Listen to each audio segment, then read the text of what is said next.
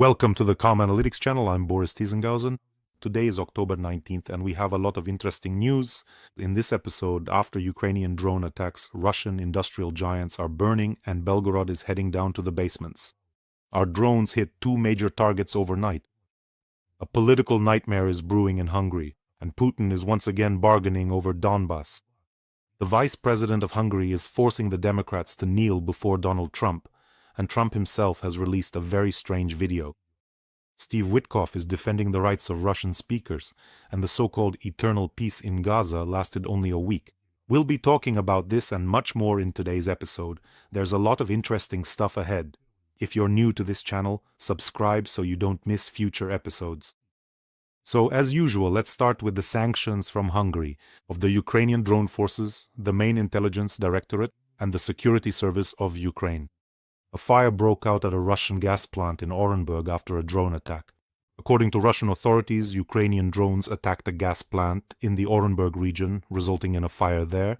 So, you see, now they're actually calling it a fire, not just a pop or smoke. According to the local governor, there were no casualties, but part of the infrastructure was damaged. This Orenburg gas processing plant is one of the largest gas chemical enterprises in Russia, with an annual capacity of almost 40 billion cubic meters of natural gas. Just imagine, it's the second largest gas processing plant after the Amur GPP in Russia, which means it's a very significant facility. In addition to butane, propane, and liquefied gas, this plant also produces sulfur and sulfur dioxide. In other words, it works at full capacity for the Russian military-industrial complex. It's like a real little town where several thousand people work. All in all, it's a very, very significant target. By the way, it's located on the border with Kazakhstan. Most likely, once again, the Russians will start yelling that something flew in from Kazakhstan. Well, it's coming from Ukraine. You need to finally understand that Ukraine has drones that can travel over 2,000 kilometers, and soon there will be even more. By the way, the one thing that really sticks in my mind, everything I probably know about Orenburg, is the song, I think it was sung by Zikina, about that Orenburg downy shawl. Yes, I'm that old. I'm so old that I remember that. Back in the day, do you remember, was it the Mesozoic era? When you needed to call your child in from outside, there were no mobile phones, so you had to lean out and shout their name across the whole yard, like, "Come home, let's go." And if they're not in the yard, what do you do then? Life hack. Carrier pigeon. I mean, you'd grab another kid and say, "Run over there to building 16 or wherever and call Boris." If he's not there, well, that's it. Then the parents would come out themselves, but that was the last resort if you didn't come home on time. By the way, I studied in a sports class and I had training before lessons and after. Just imagine little me in the first shift, before classes, even before lessons you had to get to training at around 6 in the morning. And getting on public transport was just a nightmare, so crowded, packed with people. And there I was, this little kid with that jerk, with a giant backpack almost as big as me. Just to get on the trolley bus and ride a few stops to school, I had to take a running start and try to squeeze in there. So when I watched all those foreign movies, where kids were driven to school in those nice yellow buses, it seemed to me like something made up just for the movies. I couldn't believe that could actually exist in real life. Like in those American movies, where every kid has their own bike and they're always riding to some beautiful lake. But where are all those construction sites with exposed rebar where you have to play hide and seek, huh? And what about jumping across garage rooftops? Every courtyard had those garages, or at least there was one nearby. And we would jump across those garages, and between them, I don't know, someone always left just enough space that if you fell in, it was hard to get out on your own. Kids would shout, "Run around, call for adults." Someone had fallen between the garages. That always happened, without fail. And you know what else? My brother and I, we had one bike for the two of us. That was honestly the cruelest thing you could come up with in childhood. We had to take turns riding it. Everyone else would go off on their bikes, and if it was my brother's turn, I'd just be wandering around the yard alone. Me and that one kid. Every yard had him, the kid who came to stay with his grandma for the summer. He was either red from getting sunburned or pale because he hadn't had time to get sunburned yet. And he hadn't made any friends yet. He'd just been sent to his grandma's for the summer, and you're wandering around thinking, well, I guess I'll go talk to this kid at least. But I was born in Crimea, in Sevastopol, and all these other kids, they were from some capitals, from other cities, so it was kind of hard to find common ground. Okay, I got a bit sidetracked, sorry. That's already a famous phrase on this show, about the attack on these giant factories. But that's not all. In addition to the gas processing plant in Orenburg, an oil refinery in Novokuybyshevsk, which is in the Samara region, was also attacked. This plant in Novokuybyshevsk doesn't just produce regular fuel, but also fuel for jet engines and oils for rocket carriers. Its annual capacity is almost 9 million tons of oil, so it's an average-sized oil refinery in terms of processing. While the other one is huge, this one is average. 2 major targets, 2 serious targets hit in one night, and this plant is even bigger. The gas processing plant will be, and it already employs more than 4,000 people. Just imagine what a giant operation that is. It was only recently shut down, this Novokuybyshevsky plant, so they were already getting hit there. Small but proud Ukrainian drones struck it, and this giant was shut down on August 2nd. It had just started operating again, but not for long. Drones hit it again. In other words, the unmanned systems forces are working excellently.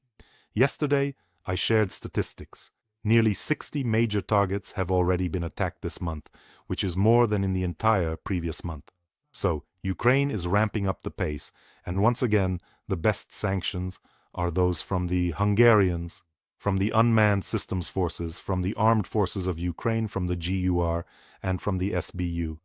But that's not all. The GUR published intercepted conversations from Belgorod on their Telegram channel, and judging by them, the mood there is very bleak. In fact, a collapse is starting. Some businesses are shutting down. Some people are hiding in basements because alarms go off frequently. As they say, now you can feel for yourself what Ukrainians have been experiencing for the 4th year in a row. That is, when this war began, I think people in Belgorod and Kursk were sitting there thinking, God, never in our lives. How could this happen? We are great Russia, we have a great army, we have this, we have that. War will never come back here. Not only did it come back, but I think the residents of the Kursk and Belgorod regions can tell other Russians that war is not as victorious and not as fun as Solovyov, the propagandist on TV, makes it out to be. So they intercepted a conversation verbatim. We're constantly running back and forth. As soon as it quiets down, it starts again and we go back to the shelter. I spent 70% of my time on the ground floor rather than at work. Basically, some people take cover, some don't. I'm afraid something might hit us. We have some kind of factory or something nearby, and so on and so on. So, according to this Russian woman who was complaining to some acquaintance of hers on the phone, with such efficiency, it would have been easier to just send everyone home and stop work altogether. Well, what can you do? I went into the local Belgorod social media groups to see what kind of news they have there. And here's the news. The Russian government has allocated funds to the Belgorod region for the purchase of generators. In other words, the government is preparing the Belgorod region for the fact that since they couldn't manage to cause a blackout in Ukraine, you'll have one instead. The main question is, if you already have a fuel problem there, what are you planning to use to power these generators, right? Believe me, the only thing worth mentioning right away is that Putin absolutely doesn't care whether people in Belgorod have electricity or not, water or not, and so on. He couldn't care less. But if Moscow were left without power, and for so long that everything was running on generators and everything came to a halt, then maybe that would clear things up a bit in the minds of those who live there. If only the residents of Belgorod region had known, when Putin started this war, that they would have to get down on their knees before Putin. Do you remember that address? They got down on their knees and said, Putin, give us some money to rebuild our homes, please. They had to go down into the basement. Do you think they would have been happy then? Oh, I remember how they were all like, now we'll deal with Ukraine any moment now. And speaking of those people, Putin made it impossible for them to advance. I'm talking about the Ukrainian heroes who are now showing Russia that you should never have come to our land, about real heroes. Let me remind you, friends, we have an important fundraiser for the legendary Azov. I think Azov needs no introduction. We are raising funds for the Special Forces Sniper Unit of the 1st of the Azov Brigade Corps.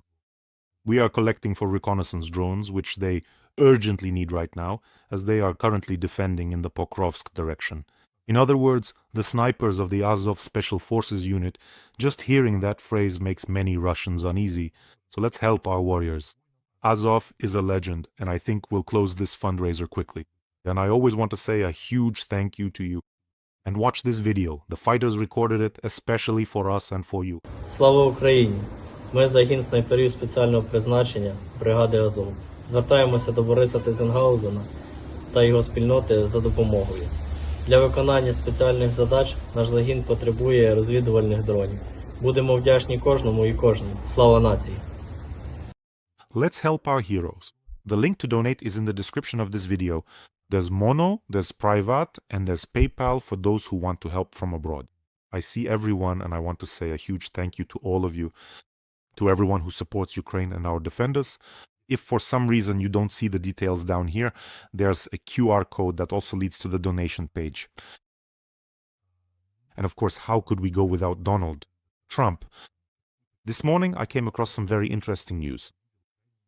So Donald Trump published a video created with artificial intelligence where he's wearing a golden crown. He's Donald Trump at the controls of a fighter jet, bombing, with feces those who are protesting against him. You know, right now protests called No to Kings have swept across the United States. They're against Donald Trump's policies. So basically, when I watched it, he really is throwing what looks like feces down on those protesters. You know, I found that very telling. If you look at it closely, it's a typical display of this kind of narcissistic regression. That is when an adult is in a stressful situation. And in this case, I think that these protests really infuriated Donald Trump, especially when there's direct criticism, when there's protest.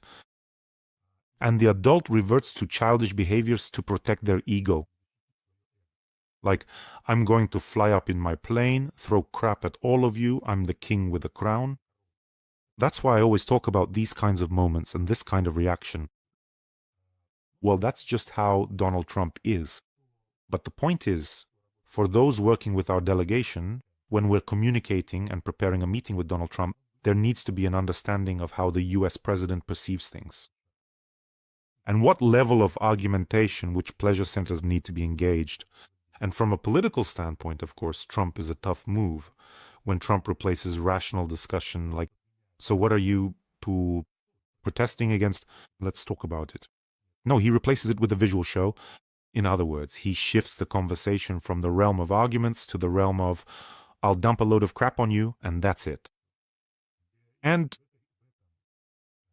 in this battle, the winner isn't the one who's right, but the one who's louder, funnier, more flamboyant, more confident. So it's a show. If you turn it into a show, then in this case, Donald Trump won by dumping crap on them from above. Well, who is it that understands very well what Donald Trump will like? Let's see, who is it? It's Vice President Vance.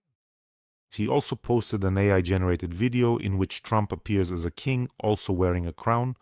Well, it's clear that this is a reference. There's no king, but here I am, the king. And in front of him, Donald Trump, in a crown with a sword in this royal mantle, kneel, the key representatives of the US Democratic Party.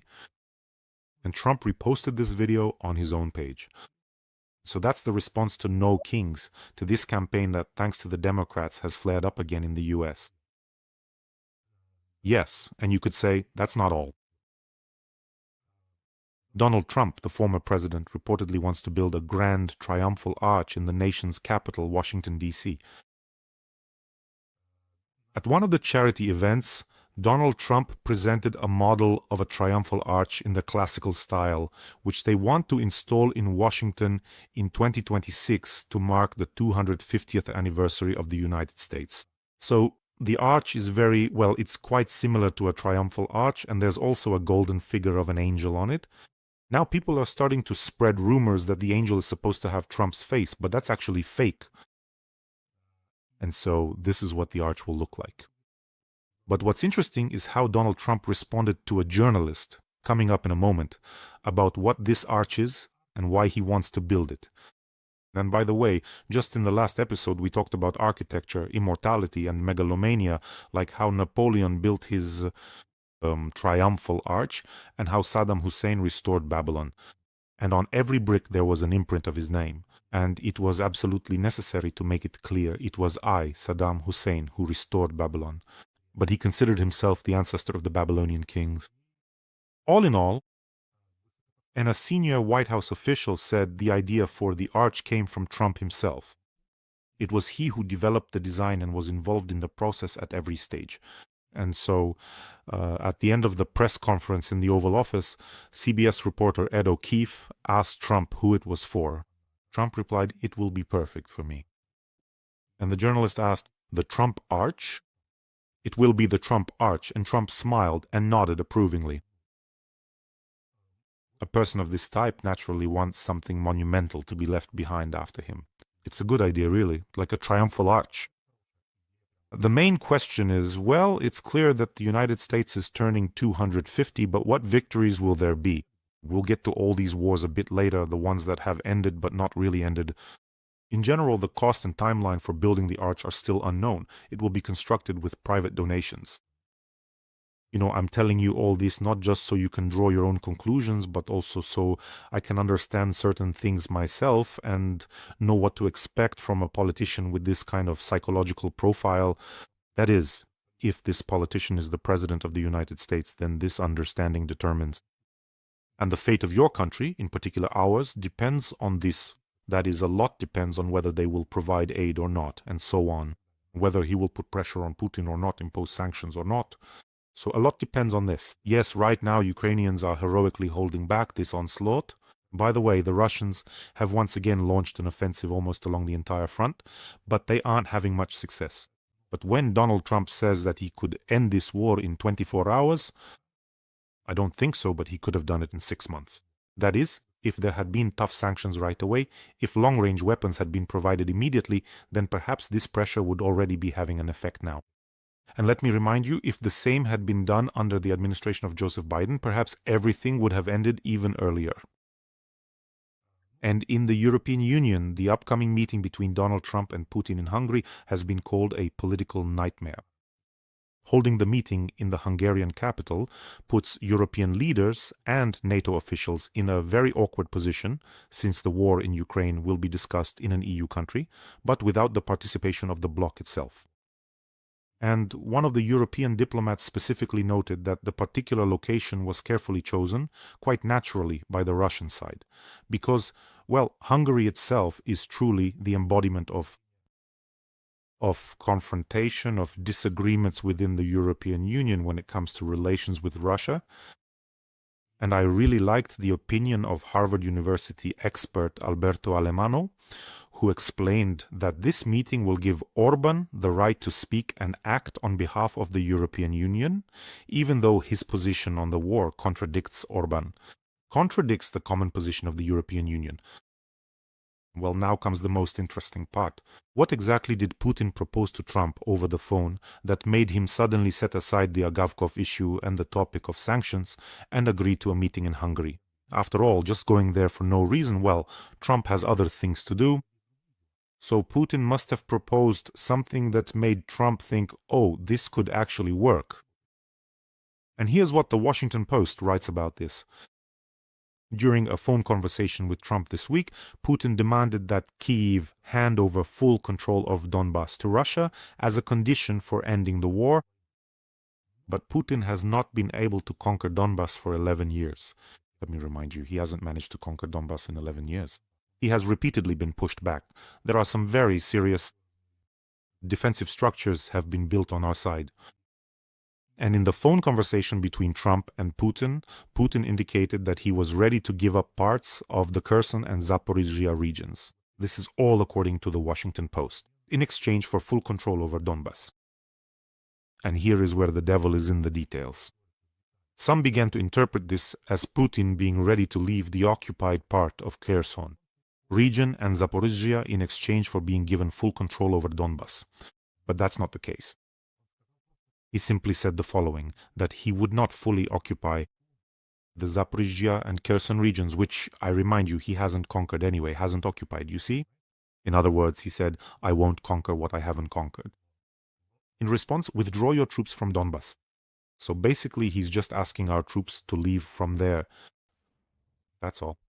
Of course, there's no talk of a ceasefire. And I think those who read in Ukraine and follow Telegram channels, which is most people because that's where you get alerts about air raids, drone and missile attacks. So yesterday, Every voice matters. Join our community, support independent journalism and help us bring you the truth from Ukraine. Become a member of Ukraine Today. Join us now. a warning about a possible massive shelling in the coming days and the redeployment of Russian strategic aviation. So that's what negotiations with Russia look like. In other words, Putin is once again trying to sell it. Let me remind you, Kherson was occupied, but the Russian troops were kicked out of there. Our defenders drove them out. And now he says, fine, I won't occupy what I couldn't take anyway. So give me even more territory then. So what's the benefit here? Why is Donald Trump flying to Hungary? Donald Trump himself, let me remind you, recently stated that both Russia and Ukraine should stop where they are now, meaning along the current front line. But Putin doesn't want that. He wants to be given what he hasn't been able to occupy in 11 years. I think that this time too, Donald, Trump is pinning his hopes on his negotiation skills and thinks he can somehow persuade Putin. But you can only persuade Putin when Tomahawks start flying to take out oil refineries and ports. When the war budget deficit reaches record levels and keeps growing rapidly, and Putin is physically unable to continue the war, that's when you can persuade him. And here's another interesting point. Also, officials who provided these insights reported that Trump's special envoy, Steve Witkoff, pressured the Ukrainian delegation during Friday's meeting regarding the transfer of Donbas, noting that the region is predominantly Russian-speaking. Well, in that case, it turns out Witkoff was worked over by Putin for 5 hours. Remember, Trump was outraged that they discussed things there for 5 hours. So it turns out that the 5-hour persuasion session wasn't for nothing. But this is the same old dreary Russian narrative. So let's follow this same logic just to make it clear. Let's say, since there are regions in the US where people predominantly speak Spanish, Del Rio, Pecos, El Paso, Rio Grande, let's just give them to Mexico, right? That's the logic here, isn't it? Miami. More than 60% consider Spanish their native language. 66%. Should we give it to Mexico? Well, according to this logic. And Steve Witkoff? So all these stories about... That's Putin in the mix. Witkoff is just so gullible. And Trump said himself that when he flew there, he didn't know anything about Putin. So who sent him there? He didn't know anything about Putin or about Russia or about how Russians operate. So who sent him there, really? By the way, friends, don't forget to subscribe to this channel. By the way, the population of Miami, which I mentioned, is 433,000 people, and on our main channel we already have more than 458,000. On the English language channel we already have over 10,000 subscribers, so there are enough of us now that we could create our own Miami. It's just incredible, wonderful, delightful, fantastic, as Donald would say. If you're watching without subscribing, or it's your first time here, of course, subscribe and hit the bell. Calm analysis is exactly what we need right now in this turbulent world. And since I am a certified stickler, let me remind you that Witkoff was the main White House communicator with the Kremlin before the meeting in Anchorage, which, according to European diplomats, led to a misunderstanding of Russia's intentions. And at that time, I was just shocked by this fact. Trump thought that Putin was ready to completely withdraw from the Zaporizhia and Kherson regions, but it turns out that Witkoff misunderstood at the time. And Putin was saying the same thing I mentioned earlier. I'm ready not to occupy anything else. But Witkoff misunderstood. How, at a meeting of this level on such a topic, do you not clarify? Do you not take notes? How is that possible? The most surprising thing to me is that Steve Witkoff, after all this, remained the special representative for Russia and continues to play an important role in these processes. Well, as I understand it, even Trump isn't ready for another misunderstanding of what Putin said. So now, Secretary of State Marco Rubio is responsible for preparing this Budapest summit with Putin. And of course, Kyiv views these changes positively. And Ukraine supported Trump's call for a ceasefire along the current front lines before negotiations. At this point, it's very important to keep hammering on this issue and to make statements at all levels almost every day. Deputies, Parliament, the Foreign Ministry, and even the Prime Minister could get involved.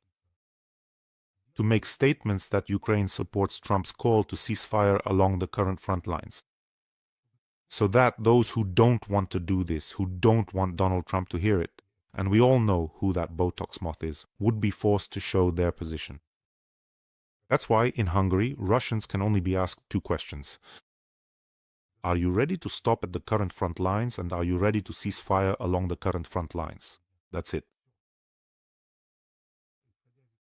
If it's necessary to address the root causes, if this starts up again. And it will start again, believe me. In Hungary, it will just be another round, another cycle of empty talk. So then, what's the point of all these pensioner gatherings? What's the point of sending these presidential planes? And here you can see that Marco Rubio has gotten involved after all. Before the Trump-Putin meeting in Budapest, the sides are planning to hold lower-level meetings. There will be several more than there were before the meeting in Alaska. Well, at least here, they need to clarify their positions. At least there will be something written down on paper. Yeah, I just don't understand. How could they organize a summit in Alaska without clarifying their position after meeting with Putin? They sent the presidential planes, moved the motorcades there, hundreds of special agents. I think taxpayers understand that this is serious money, and it turns out they didn't quite get it right. By the way, I mentioned yesterday that in Russia they're starting to blame the West for the CIS project falling apart.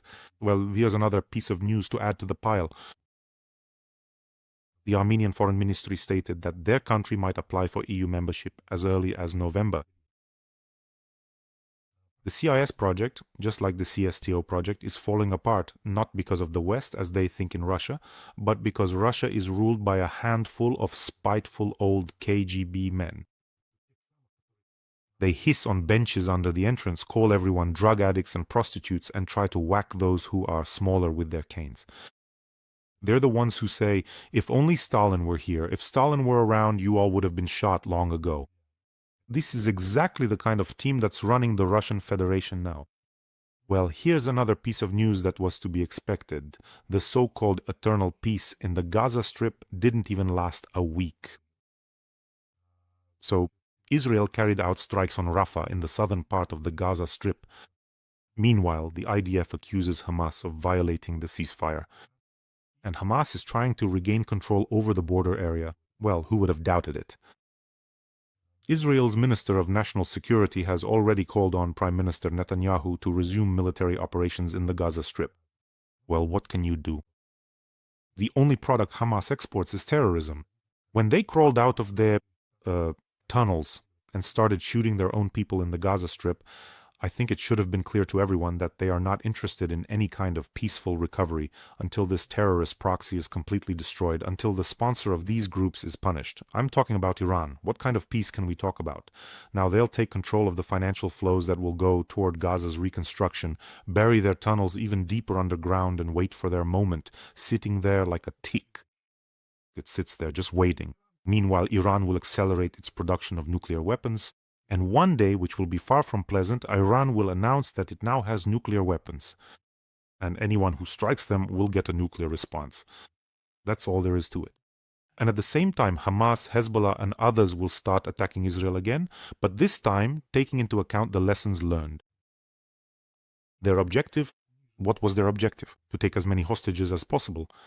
Children, women, the elderly, it doesn't matter. Well, that's pure terrorism, plain and simple. And this is what it means to slap together a piece quickly, to just tape it up with duct tape, thinking it'll somehow hold together. This is what happens when you don't finish off a terrorist whose life's goal, whose mission in this life is the destruction of the state of Israel. Well, in general, friends, I wish Israel strength and endurance, and the same to Ukraine in their fight against terrorism, against global terrorism, I would say. Take care of yourselves, take care of your loved ones, and let's support the legendary Azov and our snipers. Let me remind you, the link to donate is in the description of this video. Wishing us all a peaceful day and glory to Ukraine.